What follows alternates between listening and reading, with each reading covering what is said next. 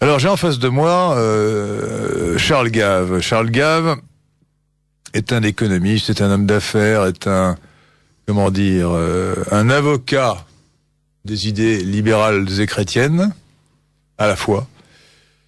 Et il a écrit, je crois que c'était en 2005, le livre est maintenant épuisé, mais il est disponible sur l'Institut des Libertés, sur le site de l'Institut des Libertés, un ouvrage intitulé « Un libéral nommé Jésus ». Et c'est sous-titré « Parabole économique ».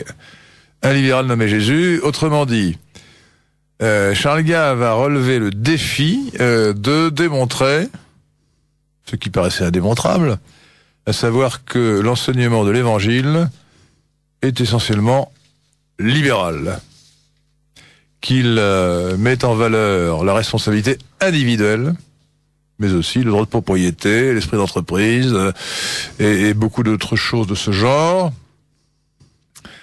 Je dis que c'est un défi, un paradoxe, parce qu'on nous habituait à penser l'inverse, Charles Gave. Absolument. Pendant tout le 19e siècle, mais bien avant.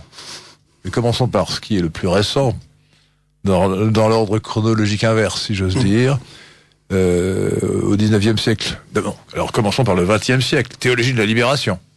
Oui, c'était... Théologie de la libération, on nous a expliqué que le vrai christianisme était en gros du marxisme repeint aux couleurs du Christ. Du communisme. Voilà.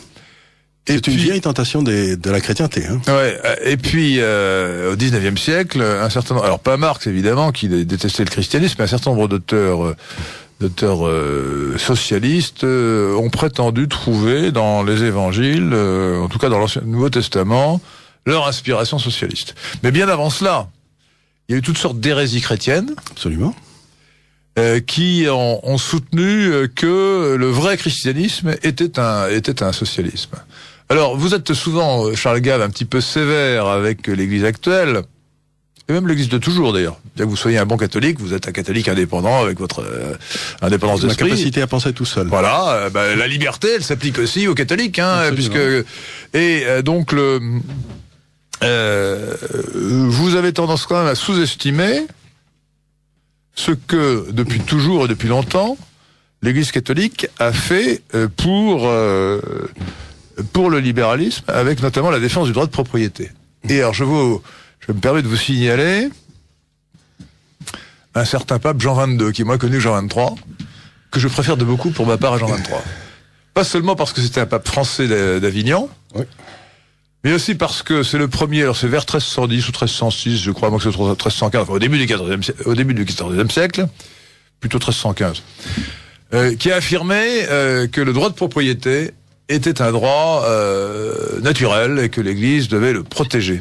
Et cette affirmation, je crois que c'était dans une encyclique ou une lettre pontificale intitulée, si je me rappelle bien, mais alors mon latin ecclésiastique et même mon latin tout court est un peu limité, Quia ou Quiam Curundam. Donc il a affirmé cela. Pourquoi ? En réponse aux hérésies qui se développaient à l'époque.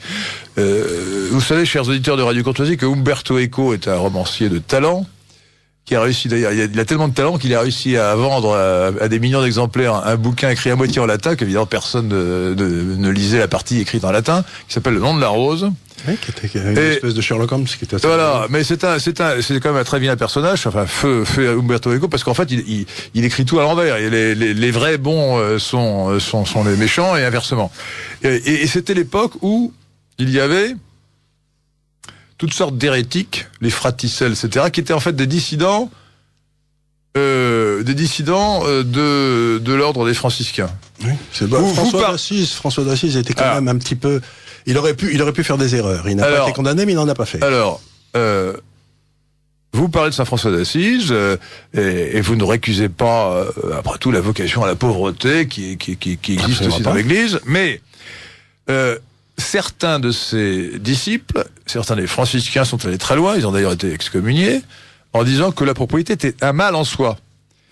Et un argument économique, vraiment économique, on le retrouve chez von Mises, qui est utilisé par Jean XXII, consiste à dire, mais non, il n'est pas vrai que le retour à la vie apostolique suppose la négation de la richesse et de la négation de toute richesse et la négation de toute propriété, car le Christ et les apôtres avaient au moins la propriété de ce qu'ils portaient, des vêtements qu'ils portaient, de leurs sandales, de leurs tuniques, et comme dit très bien von Mises, enfin qui est évidemment postérieur à Jean 22, lorsqu'un homme mange une pomme, qu'il la consomme, eh bien il se l'approprie définitivement, puisque la pomme disparaît dans son ventre, et donc il est absurde de dire que la propriété n'existe pas. Donc le droit de propriété a un minimum, et refuser la notion de propriété, alors, il faudra le rappeler plus souvent aux évêques d'aujourd'hui, mais c'est une hérésie, dixit Jean 22.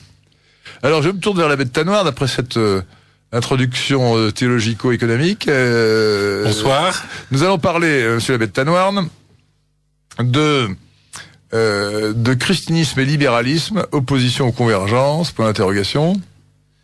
Et donc je suis avec vous, vous êtes prêtre, philosophe, directeur du Centre Saint-Paul, rédacteur en chef de Mondévie.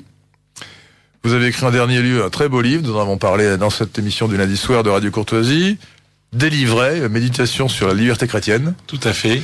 Qui ne nous éloigne pas tout à fait du sujet. On se rapproche de la liberté, et je voudrais dire à Charles Quint attendez, parce que j'ai pas fini que j'ai lu son livre, j'espère. Un libéral nommé Jésus, il y a fort longtemps, au moment où il est paru. Je ne sais plus, c'était il y a 10 ans. Monsieur l'abbé de Tanoirne, puis je vous demander de parler dans le micro. Je vais essayer de ne pas regarder celui auquel je m'adresse. C'est ça qui est difficile, en fait. Il faut. Et je voulais vraiment le féliciter et lui dire que j'avais gardé en mémoire son analyse de la parabole de l'intendant infidèle. Oui, parce qu'elle est très difficile à expliquer, celle-là. Et vous aviez peut-être commencer éblouissantes sur ce sujet. Merci beaucoup. Alors, je vais présenter l'abbé de Tanoirne, Guillaume de Tanoirne, mais je n'ai pas présenté Charles Gave, qui est économiste. Si je dis plus ou moins que vous étiez économiste homme d'affaires, mais vous êtes aussi président de l'Institut des Libertés. Oui. Et écrivain, essayiste, auteur de plusieurs ouvrages, dont le plus réputé, peut-être à tort, parce que un libéral nommé Jésus devrait avoir une réputation au moins égale, c'est Des lions menés par des ânes. Des lions menés par des ânes. Qui est un peu plus qui est le livre précédent. Qui est le livre précédent et qui m'avait amené d'ailleurs à écrire le deuxième, puisque j'expliquais dans ce livre comment fonctionnait une économie, les rôles des différents joueurs dans l'économie, etc. Alors, et dans ce livre, les gens m'ont dit c'est très bien ce que tu racontes, mais c'est immoral. Alors j'ai dit pourquoi c'est immoral? Ils m'ont dit parce que c'est contre les évangiles. Alors j'ai dit écoutez, je vais relire les évangiles en fonction de ce que je sais de l'économie, et j'ai découvert qu'en fait c'était pas du tout immoral, c'était les types et c'est la plupart des gens qui interprétaient les évangiles complètement de travers, comme. Voilà. Alors, nous allons le démontrer. Donc, vous parlez, vous vous concentrez en fait exclusivement sur les paroles du Christ dans l'Évangile. Oui. Et vous retenez principalement un certain nombre de paraboles. Les grandes paraboles que tout le monde connaît. La parabole des talents, je dirais, c'est facile pour un libéral d'en tirer parti. Mais alors la parabole de l'intendant infidèle. Alors, quelle page est-ce, rappelez-moi? La parabole de l'intendant infidèle, vous savez, c'est l'intendant qui, on lui dit qu'il va perdre son boulot, et qui dit, attendez une seconde, donc il va voir tous les gens. C'est vers la fin du livre, hein. Ouais, il va voir tous les gens, et il dit, combien je t'ai prêté de bidons d'huile? On lui dit 100, et puis il dit, rends-moi 50, et puis tout ira bien, et c'est tout. Et j'en ai tiré comme conclusion que le Christ disait, quand on est dans une situation où la dette devient insoutenable, ce qu'il faut, c'est qu'à ce moment-là, que l'intendant infidèle décide simplement de faire payer ce qu'il peut, de façon à éviter d'acculer tout le monde à la misère, ce qui fait que lui-même n'aura plus rien à la fin. C'est-à-dire que quand on est dans une situation d'endettement, il vaut mieux recevoir 30 sur 100 que rien du tout en ayant rien de tout le monde. C'est-à-dire que c'était un peu il y avait une notion, je crois, dans la Bible où il y avait tous les 70 ans, on effaçait les dettes ou je sais plus quoi. Oui, c'est le grand jubilé. C'est le grand jubilé. Ouais. C'était. Là, il disait, c'est pas la peine de le faire tous les 70 ans. Il faut le faire quand la situation l'exige, quoi. Ça m'avait paru plein de bon sens, moi. Et c'est un peu le calcul du bon Dieu avec nous, parce que finalement, on est tous insolvables, mais on peut quand même payer un peu. Et il faut quand même payer ce qu'on peut, voilà. On fait ce qu'on peut, c'est pas terrible. C'est pas un truc impossible où il faudrait payer toute la dette parce qu'on n'y arriverait jamais, on doit tout. Mais il faut payer ce qu'on peut. Exactement, ça me paraît. C'est une magnifique parabole. Et l'intendant, qui n'est pas l'intendant infidèle, mais alors là on rentre dans des traductions, c'est l'intendant d'iniquité. L'iniquité c'est l'argent, oui. Parce que, on pourrait peut-être en parler, mais dans l'évangile, l'argent n'est quand même pas très très bien vu. Et l'intendant d'iniquité, c'est le Christ. Celui qui remet, que ça puisse paraître. C'est celui qui remet les péchés, donc il remet les dettes. C'est ça. Voilà. Alors, quelle interprétation faites-vous donc de cette parabole de l'intendant infidèle? Si vous voulez, c'est dire l'intendant infidèle. On a l'impression qu'il vole son maître en rabaissant les dettes à tout le monde, mais en fait, il le vole pas. Il rend simplement les gens ont trop emprunté, ils réussiront pas à se faire rembourser.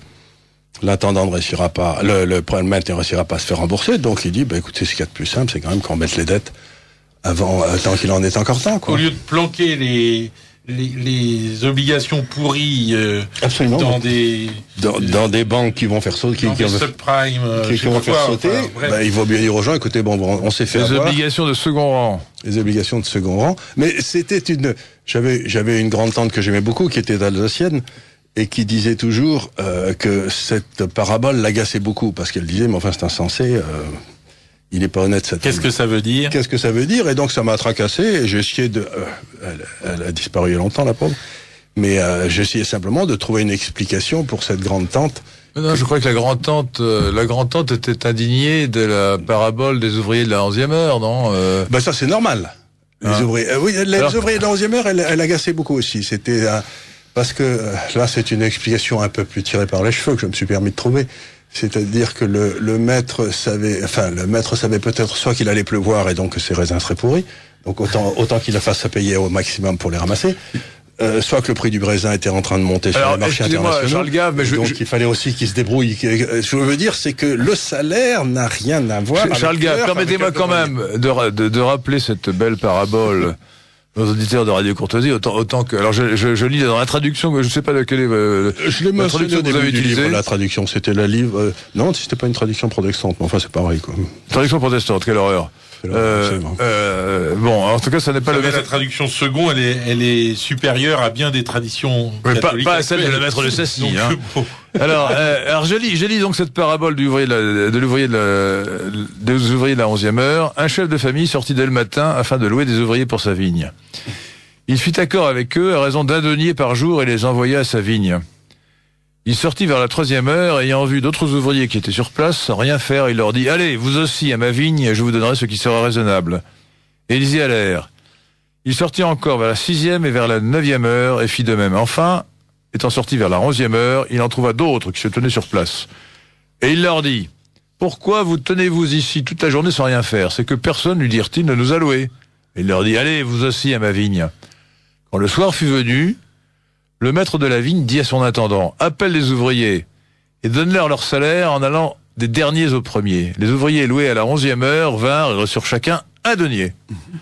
Puis vinrent les premiers qui croyaient recevoir davantage et ils reçurent eux aussi un denier chacun.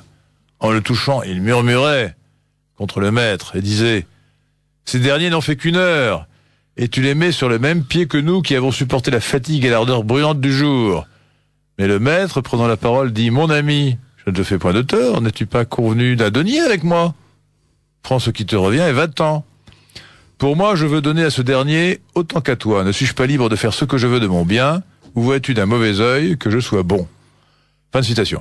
Alors, ça c'est quand même merveilleux, parce que je vous signale, bien que vous ne le disiez pas dans votre livre, Charles Gave, dans votre livre intitulé « Un libéral nommé Jésus », l'employeur en question, il fait de la discrimination.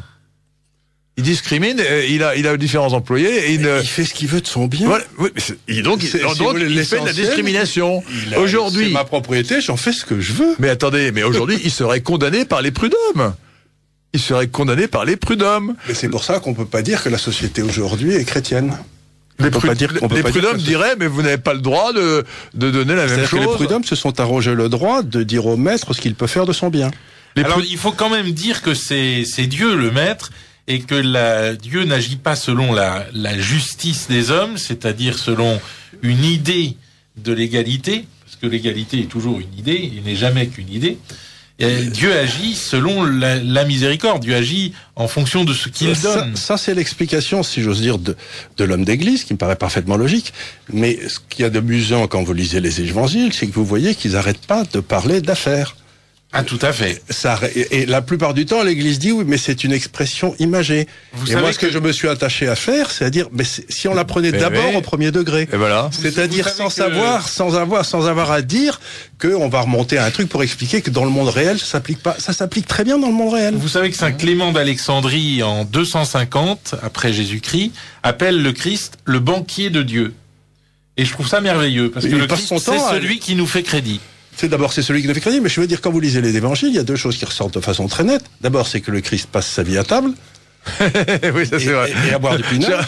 Parce que vous voulez dire que les banquiers passent leur vie à table? Non, mais c'est pas ça. Non, je veux dire, c'est que c'était un homme qui aimait la vie. Il était toujours en train d'aller à table, il aimait les jolies femmes, il était tout, il regardé une il se faisait traiter de glouton. Donc il passait sa vie à table, et ensuite, presque toutes les grandes paraboles sont à vocation économique. Et ce que je trouve extraordinaire, c'est qu'on passe son temps, l'Église passe son temps à expliquer que non, ça n'a rien à voir avec l'économie, alors que si vous suivez le texte, c'est parfaitement libéral et parfaitement économique. Et c'est le seul des grands livres sacrés, je crois, de l'humanité, dans lequel il n'y a pas une seule erreur de théorie économique.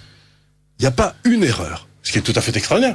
C'est-à-dire que par exemple, il a découvert, qu'on le veuille ou non, mais la théorie de la valeur marginale, quand la petite vieille va donner ses 2 pites à la... Alors la pite, excusez-moi, parce que personne ne sait ce que c'est que... J'étais obligé de regarder moi-même dans le dictionnaire pour savoir ce que c'était qu'une pite ou un pite. Oui. Une pite, c'est le quart du denier. C'était la plus petite monnaie existante à l'époque Non, c'est une traduction. C'est une monnaie du Moyen Âge. La pite, c'est le quart du denier. C'est ça. C'était la plus petite pièce qu'on pouvait donner à la quête. Voilà. Donc c'est une petite pièce. Il y avait rien de. Mais honnêtement, personne n'emploie plus ce terme. Hein, donc je l'avais trouvé dans ma traduction. Ah ouais, mais la traduction, alors c'est une traduction archaïque. Hein, alors là, une très vieille traduction parce que la pite, franchement, PICE. Donc quand il dit, écoutez, elle a plus donné que le plus riche de la paroisse là. Eh ben, il dit que la valeur est subjective.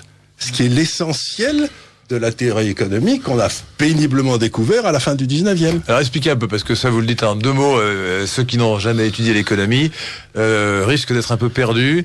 Donc c'est l'opposition entre...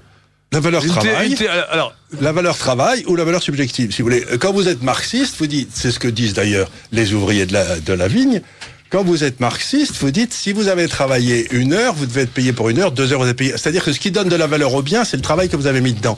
Ce que dit la théorie subjective de la valeur, qui est là, en fond, celle du 19, qui est apparue en Autriche, mais que déjà Walras, Menger, Jevons, simultanément en Angleterre, en France et en Autriche. Et en plus, ça avait déjà été trouvé par les jésuites. Bumbaverk. Non, Menger. Bougez pas, les jésuites à Salamanque l'avaient trouvé au 17e. C'était bien avant. Mais on va pas rentrer dans des détails comme ça. Ah, si. Mais la réalité, si vous voulez, c'est que, qu'est-ce qui donne de la valeur aux choses?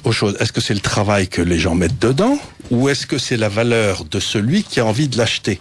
La valeur, c'est la valeur de quelque chose, c'est ce que quelqu'un en face de vous est prêt à mettre pour vous acheter ce que vous avez fait. Donc la valeur, ça n'a rien à voir avec le travail, ça a tout à voir avec la décision subjective, libre de quelqu'un de vous acheter ça. Je vais quand même faire un peu d'historique de la chose. C'est beaucoup plus rationnel. Alors, si vous vous intéressez à la théorie de la valeur, le français Georges Debreu, je crois que son prénom c'était Georges, qui a eu le prix Nobel de sciences économiques, qui a écrit une théorie de la valeur tout à fait intéressante, très mathématique, où la valeur est définie comme une... Debreu. Debreu. Ils sont des maths. En Californie. C'est que des maths. Ce ne sont que des maths, mais c'est quand même très intéressant. Et c'est en fait du Walras perfectionné du point de vue mathématique.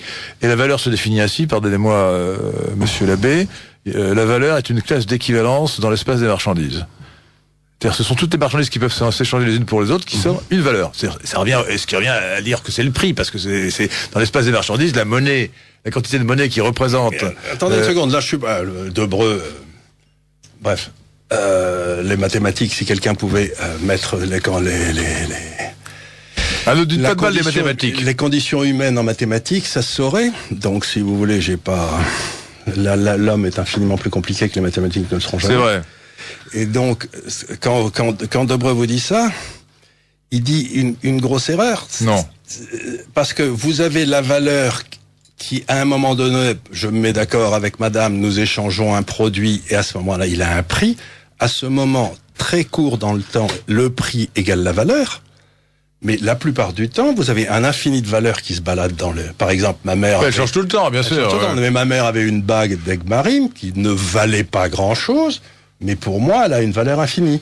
Oui, mais donc, si vous voulez, la valeur, confondre la valeur et le prix, c'est faire une erreur considérable. C'est-à-dire, c'est le moment où vous trouvez, et le prix va changer instantanément. C'est une question de définition. C'est une question de définition. Ça veut dire que le prix ou la valeur marchande, si vous préférez, dépend de la valeur que vous et moi apportons aux choses qui s'échangent sur le marché, et que cette valeur subjective, elle change elle est complètement individuelle. Et et de temps en temps, il y a un miracle qui se passe. Il y a deux personnes qui se mettent d'accord sur le même prix. Ce qui invalide la théorie de la valeur objective, comme celle que Marx avait tirée de Ricardo. Alors, c'était la valeur travail. Un petit rappel historique. L'embêtant, c'est que les catholiques s'est trompé là-dessus depuis toujours. Non, attendez. Saint Thomas d'Aquin, comme beaucoup d'autres avant lui, a réfléchi à la notion de juste prix. Ça n'existe pas. Alors, attendez, il a réfléchi à la notion de juste prix. La justice et il est arrivé à des conclusions fausses, qui sont à peu près celles de la valeur travail, consistant à dire il faut que le prix des marchandises soit fonction du travail qu'on a consacré à la production de ces marchandises. C'est une des plus grosses erreurs. Alors, mais attendez, il avait le droit de se tromper. Et alors, il l'admettait parfaitement. C'est ultérieurement l'école de Salamanque que vous avez citée. Alors, l'école de Salamanque est une école extrêmement féconde. Hein. C'est les dominicains d'abord, puis les jésuites ensuite, dans l'université de Salamanque en Castille, Espagne, disons entre 1550 et 1650, hein, et illustré par des quantités d'auteurs géniaux comme Vittoria de Soto et puis je ne sais plus que lesquels, enfin d'autres, voilà. Et ces auteurs ont élaboré pour la première fois deux choses qui ensuite ont fait Flores, qui plaisent davantage à Patrick Simon d'ailleurs qui vient de nous rejoindre qu'à moi. D'abord, pour la première d'entre elles, c'est la théorie moderne du droit naturel que Michel Villet pourfendait d'ailleurs et qui a ensuite été popularisée par des auteurs protestants comme Grotius et Pufendorf. Mais elle a été élaborée par les auteurs Suarez. Voilà, j'ai oublié le troisième le plus important, c'est Suarez, Vittorio et De Soto. Ce sont eux qui ont élaboré toute cette théorie du droit naturel moderne. Bon.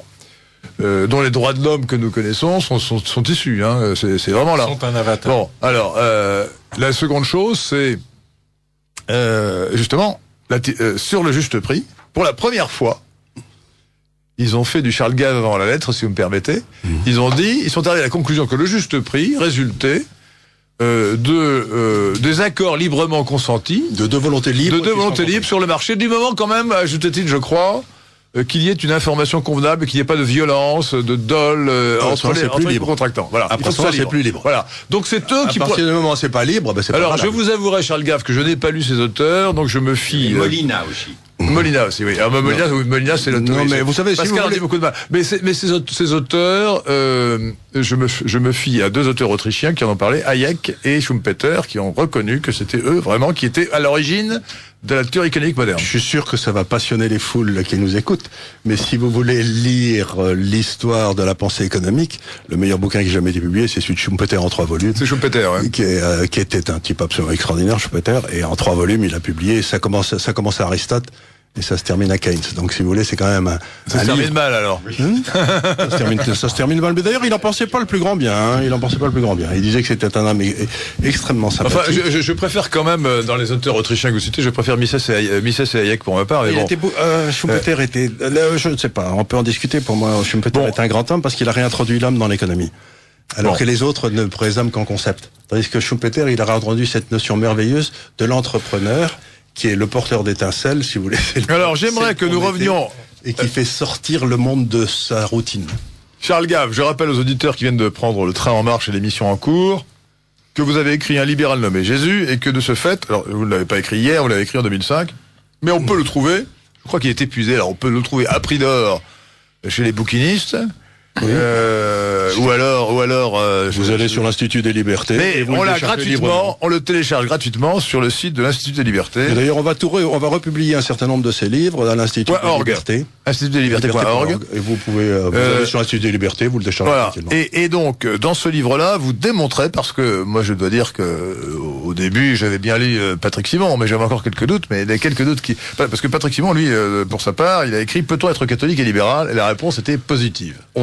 La réalité est beaucoup plus simple. On ne peut pas être catholique catholique si on n'est pas libéral. Alors là, vous allez un peu loin quand même. Mais non, parce qu'à partir du réservons ce débat à la fin de notre séance, parce que bon, d'abord on peut être catholique et être pécheur. Donc après tout, donc on peut pécher, on peut être ignorant, etc. Donc honnêtement, sans vouloir ça veut dire une grosse bêtise, mais nous sommes tous pécheurs, non? On peut. Voilà. Donc on peut pécher aussi sur le terrain économique. On peut être cocu et communiste, si je peux me permettre. Donc si vous voulez, il n'y a pas de rapport entre les deux propositions. Bien, alors je voudrais quand même que nous revenions à ce qui est le cœur de la démonstration du libéralisme évangélique. Elle est aussi évidemment dans le cœur de la démonstration de Patrick Simon, c'est la parabole des talents. Oui. C'est quand même superbe. Moi je préfère celle de l'homme riche, parce que je trouve qu'elle est encore plus mal expliquée. Alors je commence par le jeune homme riche, c'est page 92 de votre livre. Je crois que j'ai trouvé page 92. Alors, la parabole du jeune homme riche, version de Saint Matthieu. Chers auditeurs de Radio Courtoisie, page 92 du livre de Charles Gave, un libéral nommé Jésus. Un homme aborda Jésus et lui dit, Maître, quel bien dois-je faire pour avoir la vie éternelle? Jésus lui dit, pourquoi me demandes-tu à moi le bien que tu dois faire? Un seul est le bon. Si tu veux entrer dans la vie, avec un grand V à vie, garde les commandements. Lesquels, lui dit cet homme? Celui-ci, répondit Jésus. Tu ne tueras point, tu ne commettras point l'adultère, tu ne déroberas point, tu ne porteras point de faux témoignages, honore ton père et ta mère, tu aimeras ton prochain comme toi-même. Le jeune homme répondit, j'ai observé tous ces commandements, que me manque-t-il encore? Jésus lui dit, si tu veux être parfait, va, vends ce que tu as et donne-le aux pauvres et tu auras un trésor dans le ciel, puis viens et suis-moi. Le jeune homme, ayant entendu cette parole, s'en alla tout triste, car il avait de grands biens. Jésus dit à ses disciples, en vérité, je vous le dis, il est difficile à un riche d'entrer dans le royaume des cieux. Il est plus aisé à un chameau de passer par le trou d'une aiguille qu'à un riche d'entrer dans le royaume des cieux. Les disciples, vivement frappés de cette parole, disaient, qui peut donc être sauvé? Jésus, arrêtant son regard sur eux, dit, cela est impossible aux hommes, mais toutes choses sont possibles à Dieu. C'est beau, mais un peu difficile à interpréter. Il y a une autre phrase qui est dedans, c'est que Jésus, l'ayant le regardé, l'aima. Et c'est ça, vous le dites après, oui. Et tout à fait extraordinaire, c'est que c'est la seule personne dans les évangiles que Dieu aime. Et ou dont Dieu, dont il dit qu'il l'aime. Dont il dit plutôt, voilà, parce qu'effectivement, il l'aime. Et pour moi, c'est extraordinairement fort, parce que ça veut dire que cet homme, on ne le dit jamais, mais il avait des grands biens. Mais avoir des grands biens, c'est avoir des grandes responsabilités. C'est-à-dire, il avait peut-être des dizaines de milliers d'employés, ce garçon. Et s'il vendait tout, il allait les mettre à la misère. Donc, en étant un homme de bien, le problème de la richesse, c'est que si vous avez, par exemple, moi j'ai créé des tas d'entreprises, quand vous avez des employés, des dizaines d'employés et tout, vous pouvez pas d'un seul coup décider que vous allez les laisser tomber parce qu'ils comptent sur vous. Donc vous approuvez le jeune homme riche, en fait? Mais j'approuve pas le jeune homme riche. Et on dit, il s'en va tout triste. Il s'en va tout triste parce que s'il a une vieille mère dont il doit s'occuper, tout ça, il ne peut pas. S'il doit respecter les premiers commandements, tu respecteras ton père et ta mère. Il peut pas contraindre sa mère à la misère. Mais alors. Il y a une parole du Christ sur l'argent qui est quand même terrible. C'est faites-vous des amis avec le mammon d'iniquité. Oui. Si on prend le texte dans les mots originaux. C'est-à-dire que l'argent, c'est un outil, mais ça ne peut pas être une fin. Que le Christ nous demande de nous faire des amis avec mammon. C'est quand même violent. Oui, c'est pas violent, c'est-à-dire que vous devez vous servir de l'argent, comme il a fort bien mis dans les talents, pour montrer que vous développez les choses. Mais vous n'allez pas le garder. Ce qui ressort des évangiles, c'est chaque fois que quelqu'un devient rentier, c'est-à-dire alors moi je me demande, il est condamné, il va en enfer. Et c'est pour ça qu'il n'est pas dit qu'il est impossible à un riche de rentrer dans le royaume des cieux. Il est plus difficile à un riche de rentrer dans le royaume des cieux qu'à un chameau de passer par la porte de l'aiguille. Oui, et la porte de l'aiguille, c'est une porte où les chameaux devaient s'agenouiller et ramper pour rentrer en quelque sorte. C'est ça. Et ça, alors, c'est pas une explication récente parce que une fois, si vous voulez, les gens Cajetan au XVIe siècle l'avait déjà. Non, mais c'est encore une fausse interprétation à mon avis. Parce que ce qui se passe, c'est assez simple, c'est qu'il n'y a pas de condamnation de la richesse. Il y a simplement, le Christ constate que pour un homme riche, consacrer 100% de son temps à Dieu, c'est quasiment impossible. Alors, attendez, je me demande si vous a êtes des pas, responsabilités. Charles Gave, je me demande si vous n'êtes pas un peu protestant. Vous savez que Luther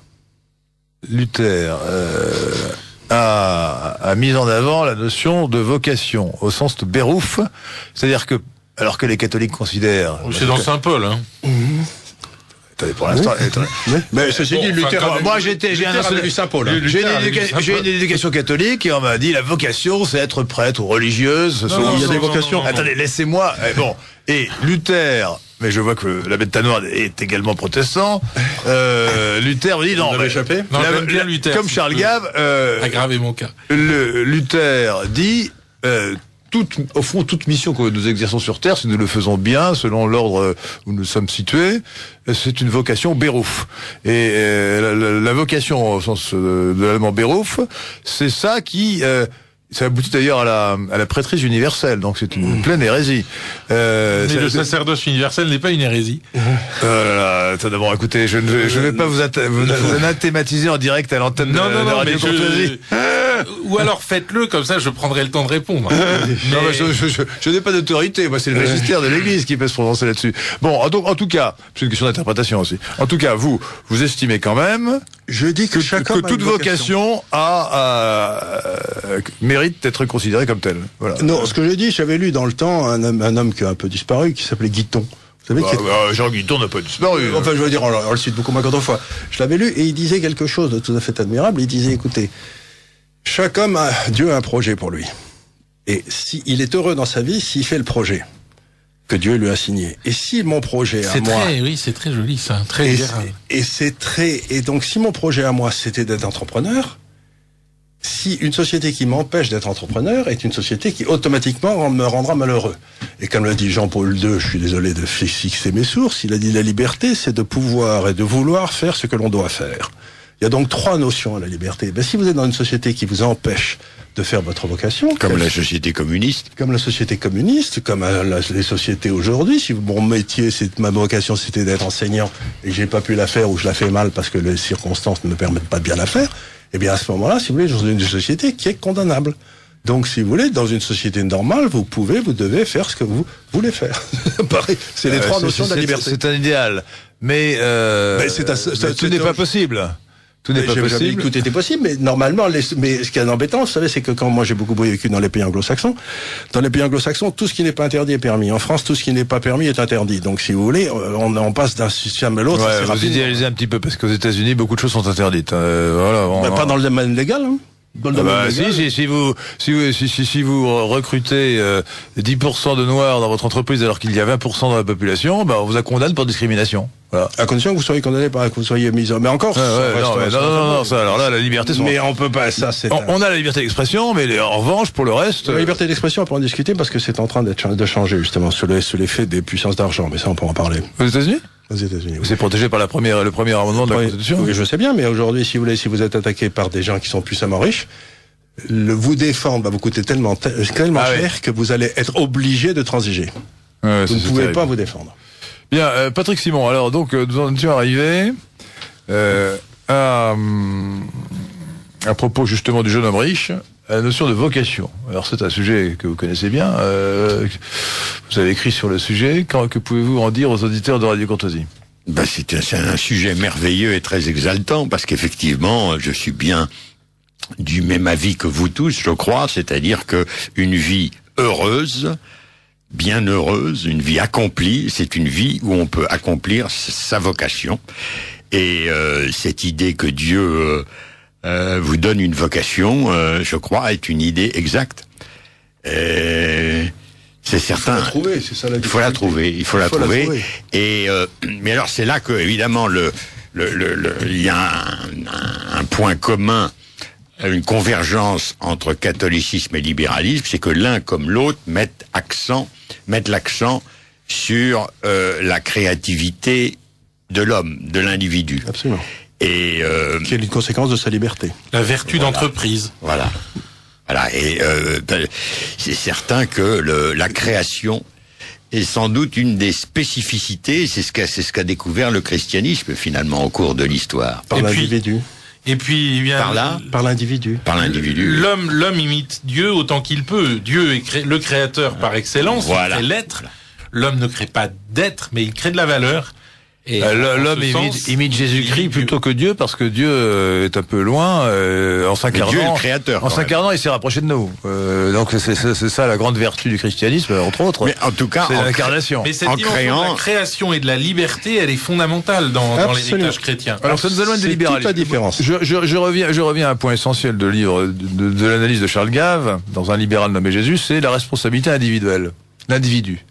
Jésus, c'est la grande découverte du christianisme. Alors, expliquez ça aux auditeurs de Radio Courtoisie. Ben, si vous voulez, moi, j'ai utilisé une formule de Froissart que j'aimais bien. Il disait, Dieu ne sait compter que jusqu'à 1. Il s'est compté jusqu'à 3 parce que la Sainte Trinité, que je sache, c'est 3 personnes. N'oublie pas. Non, c'était aussi une seule, on peut en discuter. Oui, mais c'est pas 3 sujets. C'est pas 3 sujets. Il est unique. Mais il est en 3 personnes. Bref, c'est un peu compliqué. J'ai jamais très bien pigé ce coup-là, mais c'est pas grave. C'est pas la mystère.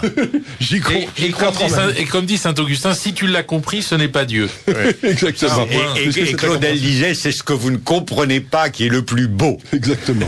Vous savez que je fais une parenthèse, mais c'est mon grand argument quand je discute avec un musulman, j'essaie de le convertir au christianisme, je lui dis, écoutez, Dieu étant infini, comment voulez-vous qu'on puisse le ramener à des formules aussi simples que celles de l'islam?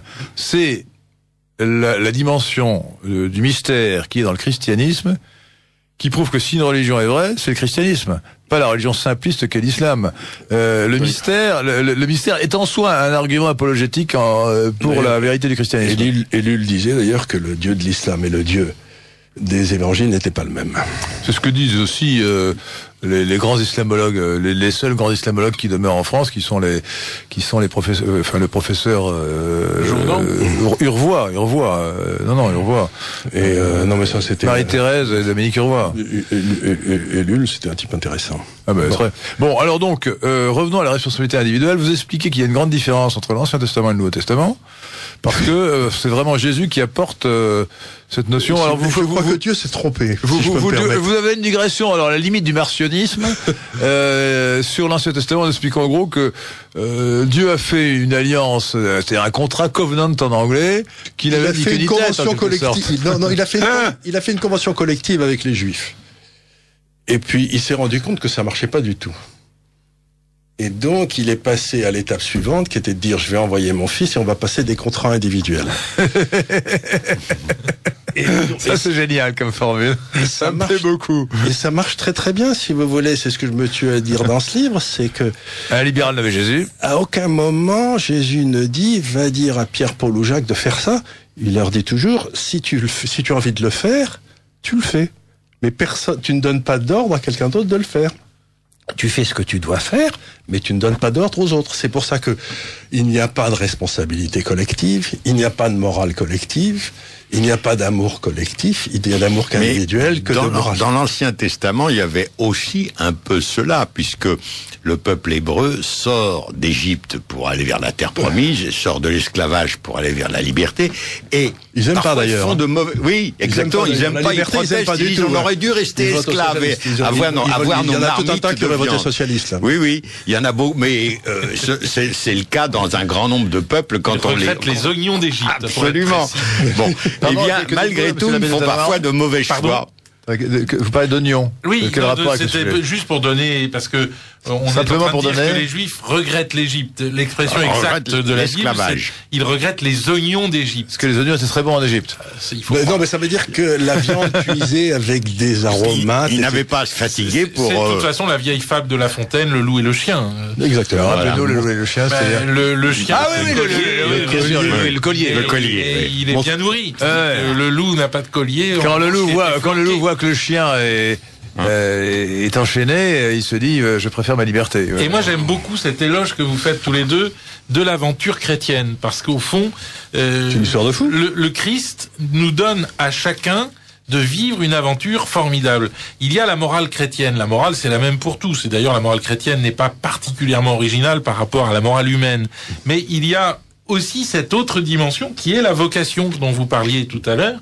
Et chacun a une vocation différente. Et chacun a un capital différent, si on reprend la parabole des talents. Absolument. Et il s'agit de savoir quel est son capital avant d'entreprendre. Et en plus, voilà. Être chrétien, c'est avoir été capable de faire l'inventaire de son capital pour pouvoir entreprendre de façon optimale. Alors, excusez-moi, mais il faut absolument que je lise la parabole des talents, parce que tout à l'heure, Charles Gave nous a dit, non, je préfère que vous lisiez d'abord la parabole du jeune homme riche. Plus difficile à interpréter, il faut reconnaître. Hein. Vous vous êtes donné une difficulté, là. Mais oui, mais alors, la parabole des talents, c'est quand même le seul dans lequel le Christ qui l'a aimé. Hein. Alors, donc, la parabole des talents, faut pas oublier ça, quoi. Donc, que tout le monde ne connaît pas nécessairement. Hein. Il n'y a pas que des auditeurs chrétiens ou catholiques Radio Courtoisie. Hein. Je ne sais pas quelle est la proportion, mais beaucoup d'entre eux ne mettent pas les pieds à l'église. Donc, je lis la parabole des talents. Un homme partant en voyage appela ses serviteurs et leur remit ses biens. Il donna à l'un 5 talents. Ce qui était beaucoup d'argent, hein. Oui, alors j'aurais dû dire que le talent c'est une monnaie. Hein. Il donna à l'un 5 talents, à l'autre 2 et un au troisième, à chacun selon sa capacité. Et il partit aussitôt. Donc là, déjà, il y a une discrimination épouvantable. Et la capacité, c'est la vocation, justement. Voilà. À chacun selon sa vocation. J'ai envie de dire, mais je vais poursuivre la lecture de la parabole, que au fond, j'insisterai sur ce point qui ressort de votre livre, Un libéral nommé Jésus, c'est que le libéralisme autorise la discrimination. Non, pas la discrimination. Non, je crois pas qu'il faut dire, parce que la discrimination, c'est un sens négatif. Aujourd'hui, mais justement, il faut réhabiliter ce sens. Se discriminer, si vous regardez des dictionnaires, le premier sens, c'est faire une distinction entre les choses. Et il n'y a aucune raison de leur amener à un sens négatif. Alors, le maître parti, soit. Si c'est dans ce sens le plus général, le plus générique, on peut dire que oui. Oui, mais aussi c'est la liberté. Si on reconnaît la liberté à chacun, il a forcément la liberté de discrimination. Ça n'est pas à l'État le choix de nous dire ce que nous devons décider nous-mêmes. Nous sommes libres, nous pouvons faire des choix immoraux, mais on ne confond pas la morale et le droit. Alors je reprends la lecture. Discriminant s'il prédestinait. Or, il ne prédestine pas. Non, il laisse chacun libre. Alors ça, vous n'êtes pas d'accord avec Calvin. Non, assurément. Donc vous êtes vraiment catholique. Donc vous êtes probablement catholique. Alors, le maître parti, je reprends la parabole des talents. Le maître parti, celui qui avait 5 talents, trafiqua avec cette somme et gagna 5 autres talents. Trafic. C'est un mot très important. Ça veut dire que il fait du commerce. Il prend des risques d'entrepreneur. Donc, c'est pas du tout trafic, ça a quasiment un sens négatif. Oui, c'est comme discrimination. C'est comme discrimination. Donc, quelque part, c'est un homme qui prend des risques. Voilà. De même, celui qui en avait reçu 2 en gagna aussi 2 autres. Mais celui qui n'en avait reçu qu'un alla faire un trou en terre et y cacha l'argent de son maître. Longtemps après, le maître de ses serviteurs vint et compta avec eux. Celui qui avait reçu 5 talents, s'étant approché, présenta les 5 autres talents et dit « Seigneur, tu m'avais remis 5 talents, en voici 5 autres que j'ai gagnés. » Son maître lui dit « C'est bien, bon et fidèle serviteur, je te mettrai à la tête d'affaires plus considérables. » Ça, c'est pas mal non plus. Il est un homme à la tête de la filiale de Singapour. Voilà.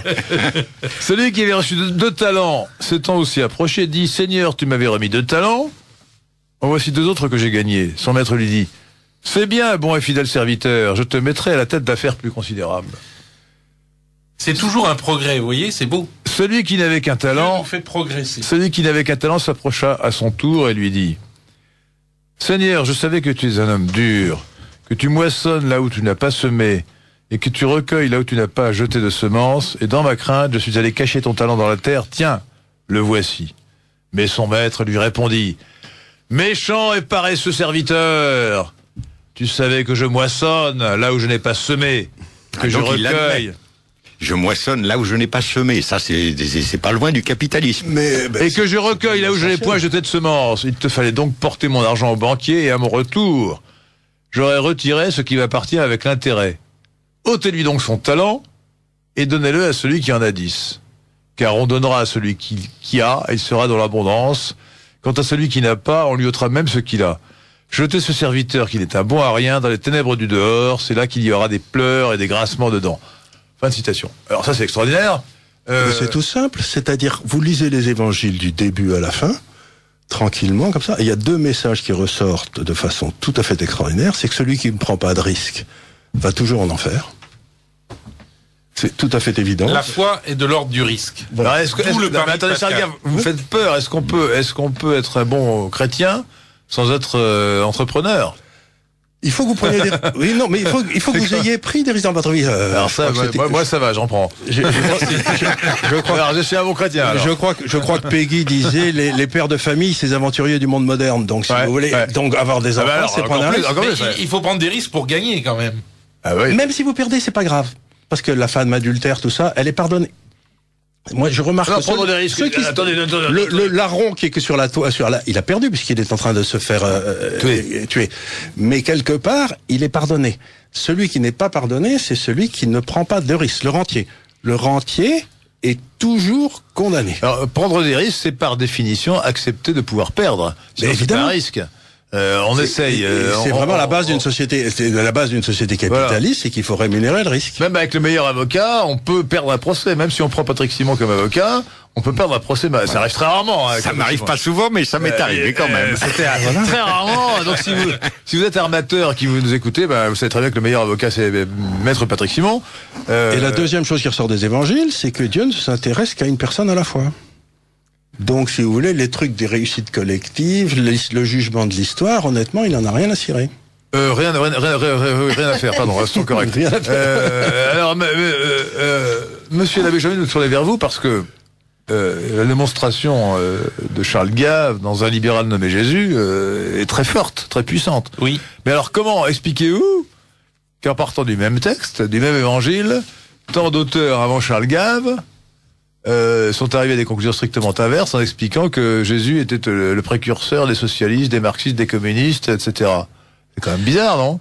Alors, et encore au XXe siècle et au XXIe siècle avec la théologie de la libération. Je crois qu'il y a un grand malentendu entre la gauche et le christianisme, parce que la gauche se sent chrétienne par toutes ses valeurs de compassion, de soutien ou de défense du pauvre, etc. Avec l'argent des autres. Hein. En réalité, le Christ nous a prévenu que le paradis n'existait pas sur cette terre et que nous n'avions pas à essayer de l'y établir. Et qu'essayer de l'y établir, c'est un péché de démesure, c'est un péché, c'est le péché de l'homme qui se prend pour Dieu en réalité. Donc c'est tout le paradoxe qu'il y a entre la gauche et le christianisme. C'est vrai que la gauche, d'une certaine façon, peut paraître préoccupée de charité vis-à-vis des pauvres, mais en réalité, ce qui nous est demandé, ça n'est pas une charité générale vis-à-vis des pauvres, et là on rejoint ce que disait Charles Gave à l'instant, ça n'est pas tous ensemble, comme disait c'est un par un. C'est un par un.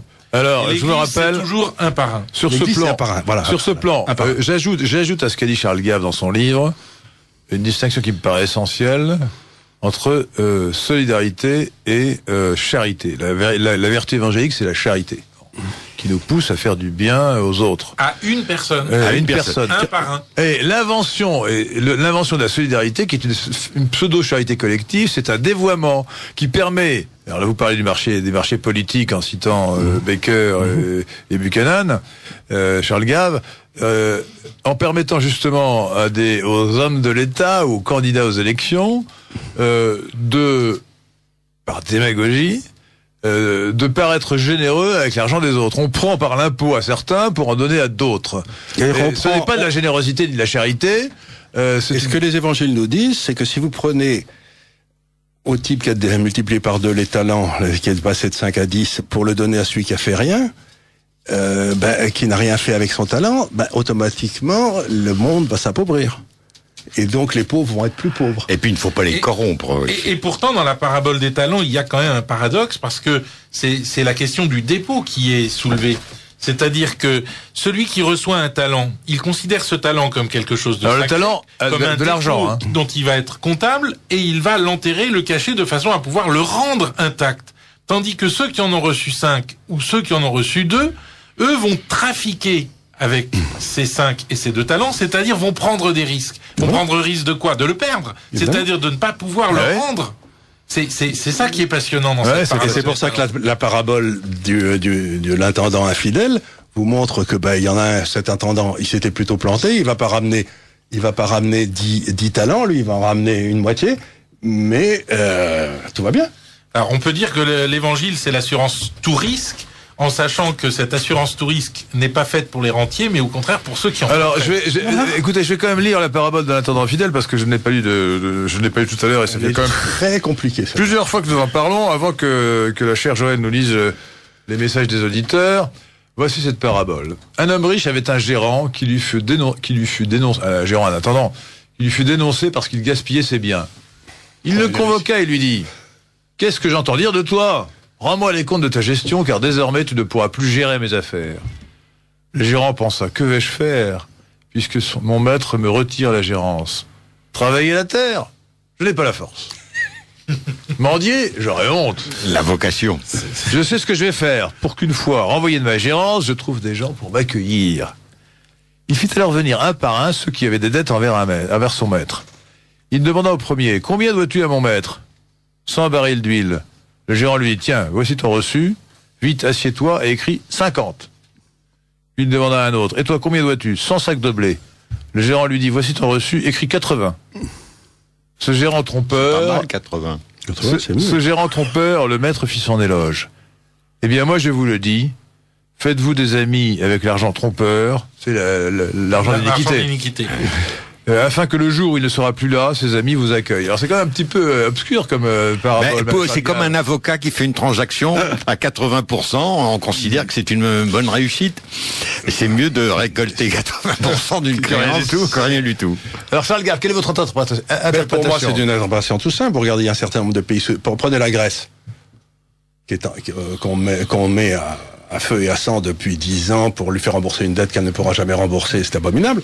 Il aurait beaucoup mieux valu que l'on dise à la Grèce: écoutez, les gars, d'abord vous n'y avez rien à faire. Il aurait mieux valu de rien prêter à la Grèce d'abord. Non, mais ça, pour commencer. D'abord, mais ça c'est un autre problème. Avec des comptes faux. Mais la réalité, c'est qu'il aurait mieux valu dire à la Grèce: écoutez, vous nous remboursez à 30% et puis terminez, quoi. Et comme ça, la Grèce aujourd'hui serait en pleine prospérité et les types tout le monde serait beaucoup plus heureux. Donc l'idée, si vous voulez, la dette. Ce que disait Elsa. Oui, c'est ça, c'est un très bel exemple. C'est très concret. C'est très concret. La dette est à quelque chose qui peut vous écraser, qui peut écraser une vie. Il y a des gens qui ont été écrasés par la dette, ils ont fait un mauvais calcul, etc. Donc à un moment ou à un autre, il faut que le créditeur dise: écoute, mon pauvre gars, t'as fait une mauvaise affaire, je te mets une remise, et puis ensuite on repart à zéro, quoi. Tu peux recommencer. Alors, c'est le truc, si vous voulez. On peut toujours recommencer dans le christianisme. Il faut toujours recommencer. Oui, même si on a fait des péchés, rien n'est désespéré. On peut toujours. Mais vous savez, il y a deux sortes de le pardon de Dieu, ce qui quand même, c'est plein d'espérance. Hein. Non, mais vous savez, vous avez on peut se dire devant la glace, je suis un seul type, mais en fait, rien n'est perdu. Vous avez deux sortes de sociétés. Moi, qui vis en Asie, vous avez les sociétés qui sont fondées sur le guilt, comme on dit, la faute, et les sociétés qui sont fondées sur la honte. Je crois que vous auriez dû sortir. Vous auriez dû mettre sur la table le cochon, là. Mettez le cochon sur la table parce que Charles Gave. La culpabilité et la honte. Eh bien, les sociétés asiatiques ont un mal de chien à traiter l'échec. Alors, je vais raconter aux auditeurs de Radio Contenu. Elles ne peuvent pas traiter l'échec pour une raison très simple, c'est que vous avez perdu la face et la famille a perdu la face, tout le monde a perdu la face. Dans les sociétés, on dit: je vais aller me confesser à monsieur l'abbé, et puis ensuite, je repars tranquillement. Donc, si vous voulez, les sociétés fondées sur la culpabilité sont des sociétés qui continuent à avancer. C'est extrêmement lourde. Méfiez-vous. Mais ça fait rien. Moins lourd que de la porter soi-même. Charles Gave, puisque vous parlez anglais, je vais confesser une anecdote. Je ne parle qu'anglais. Parce que notre ami Charles Gave, ici présent, donc habite à Hong Kong, dans un milieu anglophone, ça m'étonnerait que vous parliez beaucoup chinois dans la journée. Ils parlent surtout qu'ils parlent tous là-bas le cantonais, alors qu'il y a en plus incompréhensible. Alors voilà, et il se trouve que j'ai entendu parler de lui il y a longtemps, au moins 20 ans, lors de votre premier livre, en fait, des lions menés par des ânes. Et on m'a fait votre éloge, et quand j'ai vu votre nom écrit, j'ai cru que ça se prononçait Charles Gave. Bien sûr. Que c'était anglais. Et en fait, c'est un nom parfaitement français, c'est le Gave, ou Gave, G-A-V-E, ça n'a strictement rien d'anglais. Rien à voir avec l'anglais. C'est jamais, ne prononcez pas l'anglais, s'il vous plaît. C'est pas bon, voilà.